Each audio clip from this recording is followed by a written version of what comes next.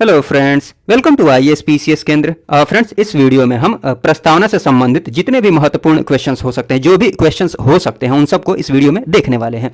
हाँ, अगर प्रस्तावना वाला लेक्चर आपने देखा है तो इस वीडियो को देखने में काफ़ी मज़ा आने वाला है। क्वेश्चंस जो भी देखेंगे आप, क्वेश्चन को लगाने में काफ़ी मज़ा आने वाला है। और पिछले वीडियोज़ को अगर आपने नहीं देखा है तो डिस्क्रिप्शन बॉक्स में लिंक दिया हुआ है, आप जाकर उन वीडियोज़ को भी जरूर देख सकते हैं। रेगुलर पीडीएफ के लिए डिस्क्रिप्शन बॉक्स में टेलीग्राम चैनल का लिंक दिया हुआ है, आप जाकर उस चैनल का सब्सक्रिप्शन भी ले सकते हैं। तो चलिए बिना किसी देरी के इस वीडियो को शुरू करते हैं। ये सारे क्वेश्चंस घटना चक्र के क्वेश्चंस हैं और आपको प्रायोरिटी भी देनी चाहिए कि आप जो भी टॉपिक पढ़ रहे हैं उस टॉपिक से रिलेटेड जितने भी क्वेश्चंस हो सकते हैं घटना चक्र में, सबको कर जाइए। घटना चक्र के क्वेश्चंस की खास बात यह है कि सारे पीसीएस के पूछे हुए क्वेश्चंस है, आईएएस पीसीएस के पूछे हुए क्वेश्चंस है। चाहे उत्तर प्रदेश हो गया आईएएस हो गया, चाहे एमपी पीसीएस हो गया, बिहार पीसीएस, झारखंड पीसीएस, तो पीसीएस के जितने भी पूछे हुए क्वेश्चंस है ना, उन सबको काफ़ी सिस्टमेटिक ढंग से इसमें अरेंज किया हुआ है। तो इन क्वेश्चंस को पहले कीजिए टॉपिक पढ़ने के बाद, उसके बाद अगर टाइम मिलता है तो किसी बुक से करना है तो कर लीजिए, या फिर जो नोट्स है उसको रिवाइज करते रहिए। और क्वेश्चन कहाँ से कर लीजिए? यहाँ से। हाँ, जब सिलेबस कंप्लीट हो जाता है तो आप प्रैक्टिस सेट को लगाते रहिए। आपको जो भी अच्छा प्रैक्टिस सेट लगता है, या फिर मैं लेकर आ रहा हूँ उसको लगाते रहिए, या फिर जो भी मार्केट में अच्छा प्रैक्टिस सेट हो उसको लगाते रहिए। सिंपल। देखिए, इसमें हम एक एक करके सारे क्वेश्चंस को देखते हैं। और पहला क्वेश्चन क्या है?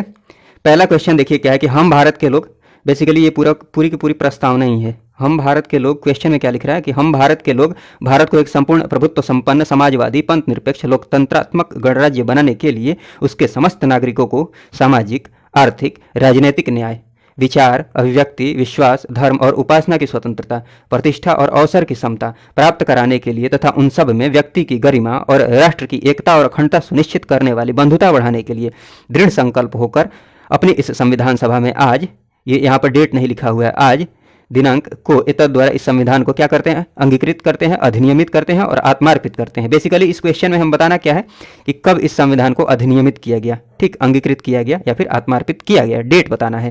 ठीक है, ऑप्शन ए में क्या दिया हुआ है? 26 जनवरी 1950, बी में क्या है? 26 नवंबर 1949, सी में है 26 जनवरी 1949 और डी में है उपयुक्त में से कोई नहीं। तो सिंपल सा क्वेश्चन है। क्वेश्चन देखा जाए तो सिंपल सा है, खाली डेट पूछा गया है कि कब इसको अधिनियमित किया गया या फिर अंगीकृत किया गया या फिर आत्मार्पित किया गया। तो ऑप्शन बी जो है सही ऑप्शन हो जाएगा, 26 नवंबर 1949। उसके बाद बात कर ली जाए नेक्स्ट क्वेश्चन की। तो नेक्स्ट क्वेश्चन ये है कि जब संविधान हमारा लागू होता है, भारतीय गणतंत्र की 26/1/1950 को सही संवैधानिक वस्तु स्थिति क्या थी? मतलब भारतीय जो गणतंत्र है, भारत जो है, उसकी स्थिति क्या थी संविधान के हिसाब से, क्या स्थिति थी? चलिए ऑप्शन को देखते हैं। ऑप्शन ए में क्या लिखा हुआ है? लोकतंत्रात्मक गणतंत्र। चलिए आगे देखते हैं। संपूर्ण प्रभुत्व संपन्न पंथ निरपेक्ष लोकतंत्रात्मक गणराज्य। इस दिन की बात वो कर रहा है, 26 जनवरी 1950 को जब लागू होता है।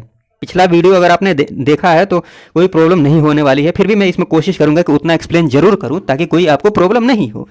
क्यों ऐसा बोल रहा हूं मैं? 26 जनवरी यहाँ पर लिखा हुआ है ना, 26 जनवरी 1950। देखिए, समाजवादी की बात की जाए, समाजवादी पंथ निरपेक्ष और अखंडता, जो तीन शब्द जोड़े गए, पंथ निरपेक्ष और अखंडता, ये तीन शब्द जो जोड़े गए, ये 1976 में जोड़े गए 42वें संविधान संशोधन के द्वारा। इसलिए मैं ये समझा रहा हूं, मतलब समाजवाद तो नहीं था। लोकतंत्रात्मक, चलिए यहां तक ठीक है। संपूर्ण प्रभुत्व संपन्न धर्मनिरपेक्ष भी नहीं था 1950 में, मतलब धर्मनिरपेक्ष था बट प्रस्तावना में ये नहीं लिखा हुआ था धर्मनिरपेक्ष। आप समझ पा रहे होंगे मैं क्या बोल रहा हूं। संपूर्ण प्रभुत्व संपन्न लोकतंत्रात्मक गणराज्य, हाँ शुरू में ही ये दिखता है संविधान की जो प्रस्तावना पढ़ेंगे तो। संपूर्ण प्रभुत्व संपन्न समाजवादी देखिए धर्मनिरपेक्ष जहां भी आएगा ये नहीं होगा, क्योंकि 50 की बात कर रहा है, ये तो 76 में आया था ना, 1976 में आया था धर्मनिरपेक्ष, तो ये वाला ऑप्शन वैसे ही काट दीजिए। फिर यहाँ धर्मनिरपेक्ष बी में भी आया तो ये भी काट दीजिए। अब इन दोनों में बात की जाए, ए और सी में, तो ए में देखिए ये तो था, लेकिन सटीक जो आंसर होगा ये हो जाएगा, क्योंकि संपूर्ण प्रभुत्व संपन्न और लोकतंत्रात्मक गणराज्य, क्योंकि संपूर्ण प्रभुत्व संपन्न भी था उस समय संवैधानिक रूप से देखा जाए भारत, तो जब संविधान लागू हुआ तो ये था ही।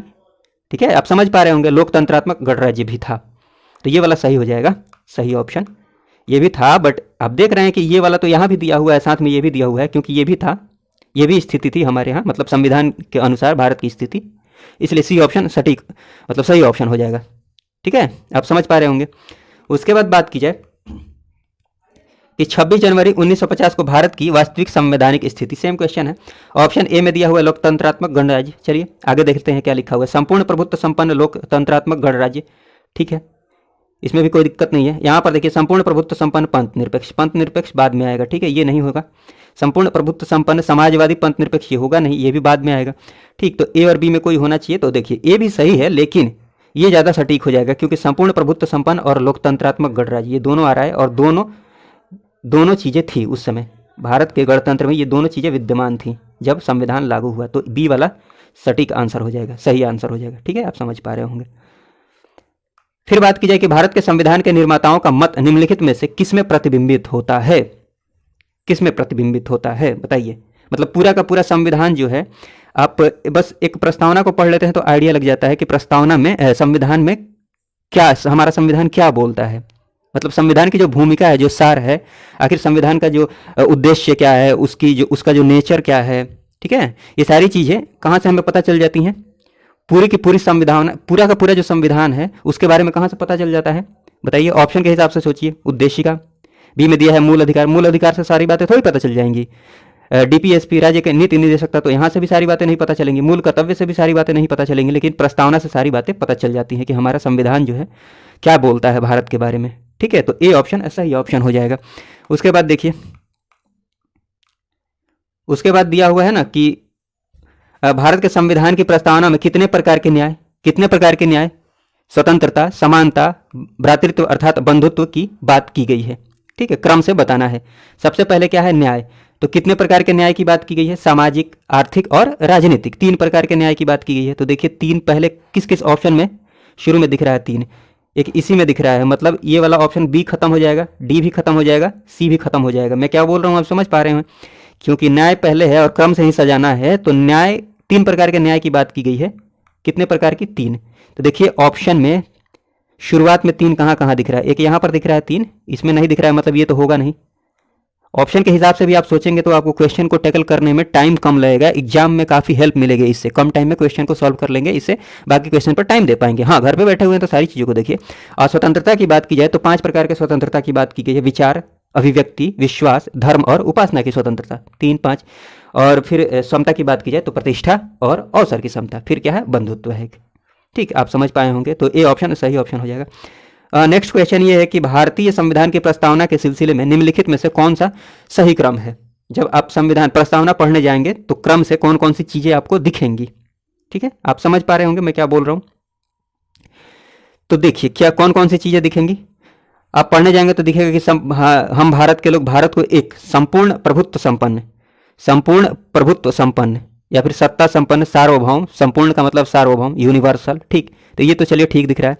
संपूर्ण प्रभुत्व संपन्न, समाजवादी, पंथ निरपेक्ष, लोकतांत्रिक गणराज्य बनाने के लिए। जनवादी तो ये होगा नहीं। सार्वभौम, सत्ता संपन्न, मतलब ये भी चलिए सही है। जनवादी ये तो होगा नहीं। ये जनवादी जो आया है ना, ये नहीं दिखता है संविधान में। तो देखिए कोई भी ऑप्शन इसमें दिख नहीं रहा है, ये भी जनवादी आ गया। ABCD इसमें से कोई भी सही नहीं दिख रहा है। ऐसे रहता है कि संपूर्ण प्रभुत्व संपन्न, या फिर ये भी सही है, सार्वभौम सत्ता संपन्न, एक ही बात है। संपूर्ण प्रभुत्व संपन्न या फिर सार्वभौम सत्ता संपन्न, समाजवादी, पंथ निरपेक्ष या फिर धर्म निरपेक्ष, पंथ निरपेक्ष, लोकतंत्रात्मक गणराज्य, ठीक, ऐसे होगा तो चलता, ठीक, कोई ऑप्शन सही ऑप्शन हो जाता। आप समझ पा रहे होंगे मैं क्या बोल रहा हूँ। हाँ देखिए यहाँ पर भी लिखा हुआ है इसने एक्सप्लेनेशन में, सार्वभौम सत्ता संपन्न, समाजवादी, पंथ निरपेक्ष, लोकतंत्रात्मक, लोकतंत्रात्मक, ठीक है। उसके बाद बात की जाए कि भारतीय संविधान की प्रस्तावना में भारत को किस रूप में घोषित किया गया है, ठीक है, पढ़िए। ऑप्शन ए में दिया है सार्वभौम, प्रजातांत्रिक, गणतंत्र। आगे पढ़ कर देखते हैं क्या है, समाजवादी, प्रजातांत्रिक, गणतंत्र, कोई दिक्कत नहीं है इसमें भी। आगे देखते हैं, एक सार्वभौम, समाजवादी, धर्मनिरपेक्ष, प्रजातांत्रिक, इसमें सारी बातें आ जा रही हैं, ठीक है। जो भी संविधान का नेचर है वो इसमें दिख जा रहा है, जो भी प्रकृति है। तो सी ऑप्शन सही ऑप्शन हो जाएगा, ठीक। फिर बात की जाए कि निम्न शब्दों पर विचार करें और विचार के अनुसार क्रम से इसको सजाना है कि भारत का जो संविधान है उसकी जो प्रस्तावना है उसमें सबसे पहले कौन सी बात आई है, उसके बाद कौन सी बात, उसके बाद कौन सी बात, ठीक है। तो जब पढ़ेंगे अब प्रस्तावना तो क्या आएगा, हम भारत के लोग भारत को एक संपूर्ण प्रभुत्व संपन्न, संपूर्ण का मतलब वही सार्वभौमिक, यूनिवर्सल। तो सी वाला जो सबसे पहले आ जाएगा, सी देखिए कहाँ कहाँ पहले आ रहा है, ए में आ रहा है, बी में आ रहा है, सी में, तो डी को काट दीजिए। ऑप्शन के हिसाब से भी आप सोचेंगे तो अच्छा रहेगा, आपको काम देगा ये। संपूर्ण प्रभुत्व संपन्न, उसके बाद क्या आता है, समाजवादी। तो समाजवादी, सी के बाद ए कहाँ पर दिख रहा है, सी के बाद ए यहाँ पर दिख रहा है, कहाँ नहीं दिख रहा है पहले ये चेक कर लीजिए। सी के बाद ए यहाँ नहीं दिख रहा है, इसको काट दीजिए। सी के बाद यहाँ नहीं दिख रहा है, इसको काट दीजिए। तो ऑप्शन के हिसाब से चलने पर ये होता है कि एक दो बातें भी आप जानते हैं तो सही आंसर तक पहुंच जाएंगे। हाँ, लेकिन प्रैक्टिस कर रहे हैं तो सारी चीज़ों को देखते जाइए। संपूर्ण प्रभुत्व संपन्न अर्थात सी ए, संपूर्ण प्रभुत्व संपन्न समाजवादी, ठीक है ना, लोकतांत्रिक, सॉरी, संपूर्ण प्रभुत्व संपन्न समाजवादी, पंथ निरपेक्ष, तब लोकतांत्रिक या फिर प्रजातांत्रिक, मतलब C A D B, C A D B, A option सही ऑप्शन हो जाएगा। मेरी कोशिश ये है कि प्रैक्टिस के साथ आपको ये भी आइडिया लग जाए कि सोचना कैसे है। हालांकि सबको, बहुतों को पता है, लेकिन जिनको नहीं पता है उनके लिए मैं ये बता रहा हूँ। भारतीय संविधान की प्रस्तावना में समाजवादी शब्द किस संशोधन के तहत जोड़ा गया? अभी मैंने बताया था 42वें संविधान संशोधन के तहत, ठीक है, 1976 में, 1976, ठीक है। तो सिंपल सा क्वेश्चन है, इसका सही ऑप्शन क्या हो जाएगा? Option A. नेक्स्ट क्वेश्चन है कि निम्नलिखित में से कौन सा 42वें संविधान संशोधन के माध्यम से भारत के संविधान की प्रस्तावना में जोड़ा गया? क्या क्या जोड़ा गया था? समाजवाद, पंथ निरपेक्ष और अखंडता। संप्रभु ये नहीं होगा, व्यक्ति की गरिमा ये भी नहीं होगा, व्यक्ति की गरिमा नहीं, डी निजता भी नहीं होगा, समाजवाद, पंथ निरपेक्ष, ये वाला सही ऑप्शन हो जाएगा। अखंडता भी जोड़ा गया था, ठीक है, सब ध्यान रखिएगा। फिर बात की जाए कि भारतीय संविधान की प्रस्तावना में धर्मनिरपेक्ष समाजवादी शब्द जोड़े गए थे कब, किस संविधान संशोधन के तहत? तो सी ऑप्शन सही ऑप्शन हो जाएगा। सिंपल सा क्वेश्चन है, 42वें संविधान संशोधन 1976। फिर बात की जाए कि निम्नलिखित में से कौन भारत को धर्मनिरपेक्ष राज्य वर्णित करता है? भारत धर्मनिरपेक्ष राज्य है, ठीक। तो मौलिक अधिकार की बात की जाए, ठीक है, मौलिक अधिकार में पता चलता है कि धर्मनिरपेक्ष है। सी की बात की जाए 9वीं अनुसूची, डी राज्य के नीति निर्देशक तत्व, और बी की बात की जाए संविधान की प्रस्तावना। तो कॉन्सेप्ट, अगर कॉन्सेप्ट से देखा जाए, लॉजिकली देखा जाए तो यहाँ भी वो चीज़ें मिलती हैं, बट साफ साफ जो धर्मनिरपेक्ष वर्ड का यूज किया गया है, शब्द का यूज किया गया है, इनडायरेक्टली यहाँ पर आपको दिखेगा मौलिक अधिकार में, बट डायरेक्टली देखा जाए कि धर्मनिरपेक्ष शब्द का कहाँ यूज किया गया है। हालांकि पंथ निरपेक्ष का यूज किया गया है, लेकिन माइनर डिफरेंस है। आप पंथ निरपेक्ष और धर्मनिरपेक्ष को अभी फिलहाल एक ही मानकर चलिए। तो बी ऑप्शन जो होगा वो सही ऑप्शन हो जाएगा। संविधान की प्रस्तावना में पंथ निरपेक्ष शब्द का प्रयोग किया गया है। पंथ निरपेक्ष अर्थात अभी मान लीजिए क्या, धर्मनिरपेक्ष। माइनर डिफरेंस है थोड़ा सा, लेकिन सेम ही मानकर चल सकते हैं। फिर बात की जाए, हाँ, मेंस के आंसर राइटिंग में आपको थोड़ा सा ये डिफरेंस दिखाना पड़ेगा, लेकिन चलिए। निम्नलिखित शब्दों में से कौन सा शब्द 1975 में भारतीय संविधान की प्रस्तावना में सम्मिलित नहीं था? अभी तो मैं बता रहा हूँ कि तब से यही तो बता रहा हूँ कि 1976 में जोड़ा गया। क्या क्या? समाजवाद, पंथ निरपेक्ष और बंधुता, ठीक है। तो यही बताना है कि कौन सा नहीं था, 1975 में भारतीय संविधान की प्रस्तावना में सम्मिलित नहीं था, ठीक है। तो देखिए, बंधुत्व था, संप्रभु था, समानता था, अखंडता नहीं था। समाजवाद, पंथ निरपेक्ष और अखंडता नहीं था। डी ऑप्शन सही ऑप्शन हो जाएगा। नेक्स्ट क्वेश्चन कि निम्नलिखित शब्दों में से कौन सा शब्द 42वें संविधान संशोधन द्वारा प्रस्तावना में जोड़े गए? ठीक है, तो अभी मैंने बताया समाजवाद, ये सही है, पहला वाला जोड़ा गया, पहला वाला जोड़ा गया। ग्राम स्वराज ये नहीं जोड़ा गया। पंथ निरपेक्ष जोड़ा गया, ये जोड़ा गया। पहला और तीसरा जोड़ा गया है, ये तो पहले से था, ये नहीं है। तो एक और तीन कहाँ कहाँ दिख रहा है? एक और तीन, बी ऑप्शन सही ऑप्शन हो जाएगा। नेक्स्ट क्वेश्चन है कि संविधान की उद्देशिका के संबंध में निम्न कथनों पर विचार कीजिए और दिए गए कूट की सहायता से बताइए कि इनमें से कौन सही है। स्टेटमेंट वाला क्वेश्चन है। पहला स्टेटमेंट है कि पंडित नेहरू द्वारा प्रस्तुत ऑब्जेक्टिव प्रस्ताव अर्थात उद्देश्य प्रस्ताव अंततोगत्वा उद्देशिका बना। निश्चित रूप से उद्देशिका बना, कई बार मैं बता चुका हूँ। उसके बाद देखा जाए तो ये वाला स्टेटमेंट सही है, पहला वाला। देखिए पहला वाला किसमें किसमें नहीं दिया, इसमें नहीं दिया, इसको काट दीजिए, ये होगा ही नहीं। इसकी प्रकृति न्याय योग्य है, न्याय योग्य नहीं है, निश्चित रूप से न्याय योग्य नहीं है, मैं समझा चुका हूँ। न्याय योग्य का मतलब ये हुआ जैसे मौलिक अधिकार है उसका अगर संशोधन होता है या फिर उसका हनन होता है, आपको लगता है कि ऐसा कुछ हो रहा है, तो आप न्यायालय में चुनौती दे सकते हैं, सुप्रीम कोर्ट में चुनौती दे सकते हैं। बट इसकी व्यवस्थाओं को सुप्रीम कोर्ट न्यायालय में चुनौती नहीं दे सकते हैं, ठीक है ना, न्यायालय में चुनौती नहीं दे सकते हैं। किसकी व्यवस्थाओं को? प्रस्तावना की। तो ये वाला भी सही है, दोनों सही हैं। उसके बाद देखा जाए कि इसका संशोधन नहीं किया जा सकता है। बिल्कुल संशोधन किया जा सकता है, तभी तो 1976 में 3 शब्द जोड़े गए, 3 वर्ड जोड़े गए, ठीक। तो ये वाला गलत हो जाएगा, तीसरा। और संविधान के विशिष्ट प्रावधानों को यह रद्द नहीं कर सकता है, ठीक है, ये ओवरराइड नहीं कर सकता है, नहीं रद्द कर सकता है, लेकिन हाँ इसकी सहायता जरूर ली जा सकती है। अस्पष्ट कोई क्षेत्र है, कोई विषय है, तो उसको समझने में इसकी हेल्प जरूर ली जा सकती है, ठीक है ना। तो आगे जैसे जैसे पढ़ते जाएंगे ना संविधान, तो सारी चीज़ें क्लियर होती जाएंगी जैसे जैसे पॉलिटी आगे पढ़ते जाएंगे, ठीक है ना। तो थोड़ा सा आप पेशेंस रखिए, कुछ एक बातें अगर नहीं समझ में आती हैं तो, हालांकि मैंने सारी बातें ये बताई हैं। तो कौन सा ऑप्शन सही हो जाएगा? बी ऑप्शन सही हो जाएगा। 1, 2 और 4, तीसरा वाला गलत है। नेक्स्ट क्वेश्चन है कि संविधान की प्रस्तावना का विधिक स्वरूप क्या है? तो सेम क्वेश्चन हो जाएगा इस यह लागू नहीं किया जा सकता है। बी ऑप्शन सही ऑप्शन हो जाएगा, अभी वही देख रहे थे। फिर बात की जाए कि भारतीय संविधान की उद्देशिका में संशोधन किया गया था कब, किस संशोधन द्वारा? तो 42वें संविधान संशोधन 1976 द्वारा। समाजवादी शब्द उद्देशिका में जोड़ा गया 42वें संविधान संशोधन के द्वारा। सिंपल सिंपल क्वेश्चन, अगर आप पढ़े हैं तो सब सिंपल लग रहा होगा। भारतीय संविधान की प्रस्तावना में समाजवादी शब्द किस संशोधन द्वारा जोड़ा गया? 42वां संविधान संशोधन, बी। नेक्स्ट क्वेश्चन है कि 26 नवंबर 1949 को अंगीकृत भारतीय संविधान की प्रस्तावना में शब्द सम्मिलित नहीं थे। कौन कौन से शब्द सम्मिलित नहीं थे? समाजवादी नहीं, 76 में आया। पंथ निरपेक्ष भी 76 में आया। अखंडता भी 76 में आया। गणराज्य था, ठीक है। तो 1, 2 और 3 नहीं सम्मिलित थे। 1, 2 और 3 अर्थात ए ऑप्शन सही ऑप्शन हो जाएगा। नेक्स्ट क्वेश्चन है कि भारतीय संविधान की प्रस्तावना में पंथ निरपेक्ष शब्द जोड़ा गया, वही 42वां संविधान संशोधन, बी। नेक्स्ट क्वेश्चन है कि भारत के संविधान के आमुख का लक्ष्य, प्रस्तावना का लक्ष्य जो भूमिका है उसका लक्ष्य, उद्देशिका का जो लक्ष्य है सभी नागरिकों के लिए सुनिश्चित करना है। क्या क्या सुनिश्चित करना है? सामाजिक तथा आर्थिक न्याय, बिल्कुल दिखता है, सामाजिक, आर्थिक और राजनीतिक तीनों दिखता है, बट इसमें 2 दिया है तो ये भी सही है। विचार तथा अभिव्यक्ति की स्वतंत्रता, 5 प्रकार की स्वतंत्रता है, इसमें विचार अभिव्यक्ति भी है, ये भी सही है। अवसर की समता, अवसर और प्रतिष्ठा की समता, ये भी है। और व्यक्ति की प्रतिष्ठा, वही प्रतिष्ठा, अवसर की समता, ठीक। तो सभी ये दिखता है उसमें, तो जो डी ऑप्शन जो है वो सही ऑप्शन हो जाएगा। नेक्स्ट क्वेश्चन असर्शन रीजन वाला है, कथन और कारण वाला। देखिए कथन क्या बोलता है?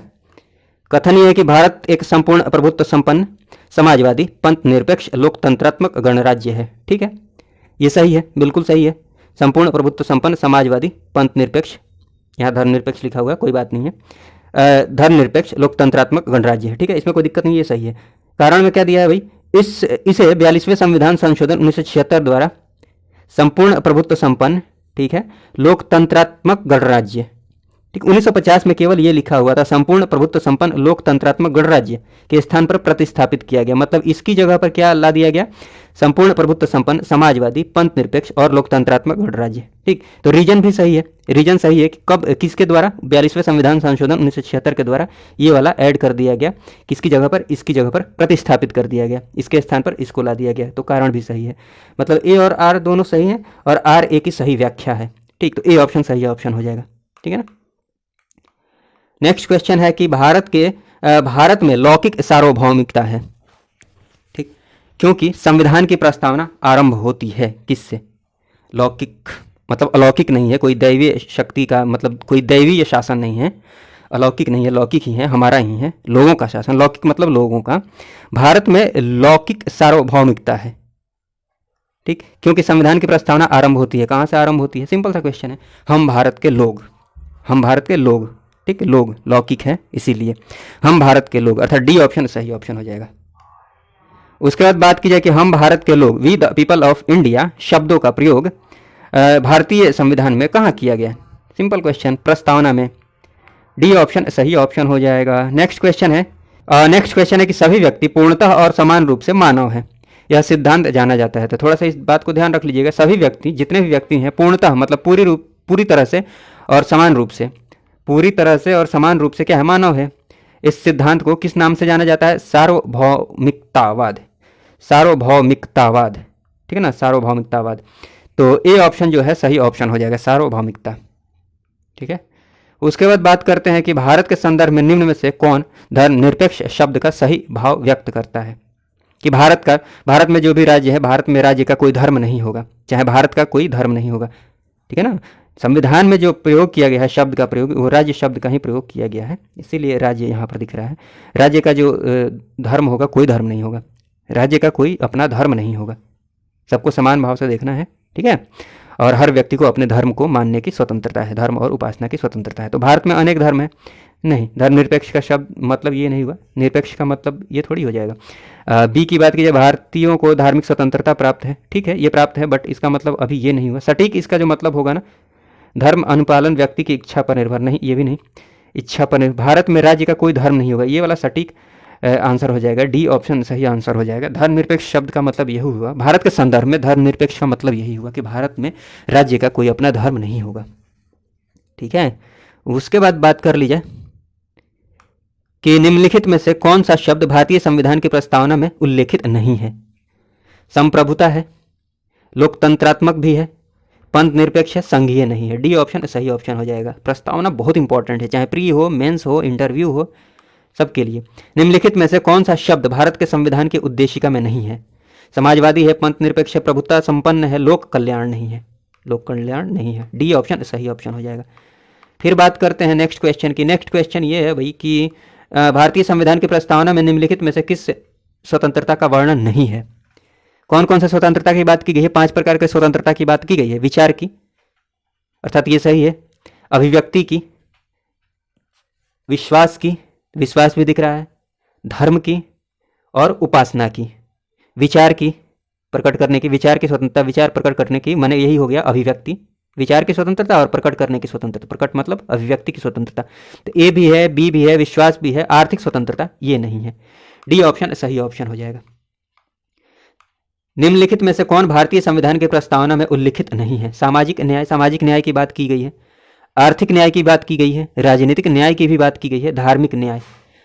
ठीक है ना, प्रस्तावना की बात की जा रही है तो डी ऑप्शन सही ऑप्शन हो जाएगा। क्योंकि जब न्याय की बात करते हैं, प्रस्तावना में जो न्याय लिखा गया है वो कौन कौन सा न्याय लिखा गया है, सामाजिक, आर्थिक और राजनीतिक न्याय। तो वो शब्द पर बात कर रहा है। इसका मतलब ये नहीं समझिएगा कि धार्मिक न्याय नहीं मिलता है भारत में, मतलब भारत का संविधान धार्मिक न्याय नहीं चाहता है वो बातें सारी हैं। ठीक है, आप लेक्चर वाला पूरा वीडियो देखिएगा ना तो आपको अच्छे से समझ में आ जाएगा। देखिए, संविधान की प्रस्तावना के बारे में कौन सा कथन सही है। पहला कथन क्या है कि समाजवादी धर्मनिरपेक्ष शब्द 1950 में लागू संविधान के अंग नहीं थे। सही बात है, ये नहीं थे। उक्त शब्द 1976 में जोड़े गए, नहीं ये गलत हो जाएगा। उक्त शब्द 85 में नहीं 76 में जोड़े गए थे। 77 यहाँ दिया है, ये 85 दोनों गलत है। उक्त शब्द संविधान की प्रस्तावना के अंग नहीं है, संविधान की प्रस्तावना के अंग है, 1976 में जोड़े गए। ये ऑप्शन सही ऑप्शन हो जाएगा। नेक्स्ट क्वेश्चन है कि भारतीय संविधान का कौन सा भाग संविधान की आत्मा कहलाता है। तो भारतीय संविधान का जो आत्मा कहलाता है वो प्रस्तावना कहलाता है, उद्देशिका। सी ऑप्शन सही ऑप्शन हो जाएगा। बट डॉक्टर BR अम्बेडकर के अनुसार जो आत्मा है वो क्या है, अनुच्छेद 19। अनुच्छेद 19 को उन्होंने संविधान की आत्मा कहा है। अनुच्छेद 19 मौलिक अधिकार है, संवैधानिक उपचार का अधिकार इससे प्रदान किया जाता है। मौलिक अधिकार के हनन पर आप कहाँ जा सकते हैं, डायरेक्ट कोर्ट में चुनौती दे सकते हैं, सुप्रीम कोर्ट जा सकते हैं डायरेक्ट। ठीक है, खैर ये हम मौलिक अधिकार में बात करेंगे, आगे देखते हैं। नेक्स्ट क्वेश्चन है कि निम्नलिखित में से किसने भारतीय संविधान की प्रस्तावना को हमारे संप्रभु प्रजातांत्रिक गणतंत्र की जन्म कुंडली कहा है। जन्म कुंडली, प्रस्तावना को जन्म कुंडली किसने कहा है। सिंपल सा क्वेश्चन है। ऑप्शन ए में है जवाहरलाल नेहरू, ये तो नहीं होंगे, वल्लभ भाई पटेल, आप वैसे भी सोच सकते हैं, BR अम्बेडकर नहीं, KM मुंशी और महात्मा गांधी। तो डी ऑप्शन सही ऑप्शन हो जाएगा, महात्मा गांधी। फिर नेक्स्ट क्वेश्चन है कि भारत को एक पवित्र दस्तावेज किसने कहा है। ऑप्शन ए है BR अम्बेडकर, बी है महात्मा गांधी, सी है दीनदयाल उपाध्याय और डी है मोहम्मद अली जिन्ना। तो सिंपल सा क्वेश्चन है, भारत को एक पवित्र दस्तावेज जो बोला था वो बोला था BR अम्बेडकर ने। ए ऑप्शन सही ऑप्शन हो जाएगा। उसके बाद बात करते हैं कि किस वाद के फैसले में सर्वोच्च न्यायालय ने सर्वप्रथम घोषित किया कि उद्देशिका संविधान का हिस्सा नहीं है। तो सबसे पहले बेरूवारीवाद जो 1960 में बेरूवारीवाद रहा, उसने ये बताया कि प्रस्तावना जो है ये संविधान का हिस्सा नहीं है। लेकिन पहली बार 1973 में केशवानंद भारती बनाम केरल राज्य में बताया गया कि प्रस्तावना जो है ये संविधान का अंग है। ठीक, तो ये भी ध्यान में रखिएगा। हाँ, इसने बोला है कि हिस्सा नहीं है, अर्थात ए ऑप्शन सही ऑप्शन हो जाएगा। नेक्स्ट क्वेश्चन की बात की जाए तो नेक्स्ट ये है कि निम्नलिखित में से किस वाद में उच्चतम न्यायालय ने धारणा प्रस्तुत की कि उद्देशिका संविधान का भाग है। तो पहली बार तो केशवानंद भारती वाद में, मतलब 1973 में ये बताया गया कि प्रस्तावना संविधान का अंग है। लेकिन ऑप्शन के हिसाब से देखा जाए तो ए में दिया है यूनियन ऑफ इंडिया बनाम कोहली, बी में है बनारसी दास बनाम स्टेट ऑफ यूपी और डी में क्या है भाई, सी में क्या है बम्बई बनाम यूनियन ऑफ इंडिया 1994 में ये वाद आया था। ठीक, तो इस वाद में भी इस कॉन्सेप्ट का समर्थन किया गया था कि प्रस्तावना जो है संविधान का अंग है। केशवानंद भारती वाला ऑप्शन इसमें नहीं दिख रहा है, तो सी ऑप्शन सही ऑप्शन हो जाएगा। नेक्स्ट क्वेश्चन की बात की जाए तो नेक्स्ट क्वेश्चन है कि निम्नलिखित विवादों में से किसमें सर्वोच्च न्यायालय ने प्रस्तावना को भारतीय संविधान की मौलिक संरचना का भाग स्वीकार किया है। ठीक है, तो देखिए ए ऑप्शन में है बेरूवारी, नहीं, इसने तो मना ही कर दिया था। AK गोपालन वाद, नहीं ये भी नहीं होगा, AK गोपालन वाद। सी प्रिवी पर्स विवाद, डी केशवानंद भारती वाद, ठीक है 1973 में। तो सी ऑप्शन, डी ऑप्शन सही ऑप्शन हो जाएगा। नेक्स्ट क्वेश्चन है कि भारतीय संविधान की प्रस्तावना में जिन आदर्शों एवं उद्देश्यों की रूपरेखा दी गई है उनकी व्याख्या की गई है कहाँ पर? प्रस्तावना में जो भी आदर्श एवं उद्देश्य की रूपरेखा दी गई है प्रस्तावना में, कहाँ पर? प्रस्तावना में। तो वो सारी चीज़ें कहाँ पर आपको मिल जाएंगी? तो देखिए मूल अधिकार, ए ऑप्शन में मूल अधिकार दिया है, बी में नीति निर्देशक तत्व, सी में मूल अधिकार, ठीक है यहाँ भी राज्य के नीति निर्देशक तत्व, और फिर मौलिक कर्तव्य। ये सारी चीज़ें जब आप पढ़ेंगे ना, आगे हम डिस्कस करेंगे इनको, तो ये और अच्छे से क्लियर हो जाएगा। फिलहाल आप ध्यान में रखकर चलिए, ठीक। तो सारी चीज़ें यहाँ पर आपको मिल जाएंगी सी में।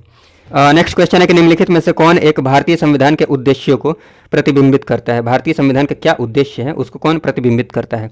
मौलिक अधिकार पूरी तरह से ये नहीं करता है। बी संविधान की प्रस्तावना, संविधान की प्रस्तावना में सारे जो भी उद्देश्य हैं वो पता चल जाते हैं, ठीक है। तो बी जो है ना वो सटीक आंसर हो जाएगा, आप समझ पा रहे होंगे, बी आंसर सही आंसर हो जाएगा। भारत के संविधान की उद्देशिका में कितने प्रकार के न्याय की बात की गई है?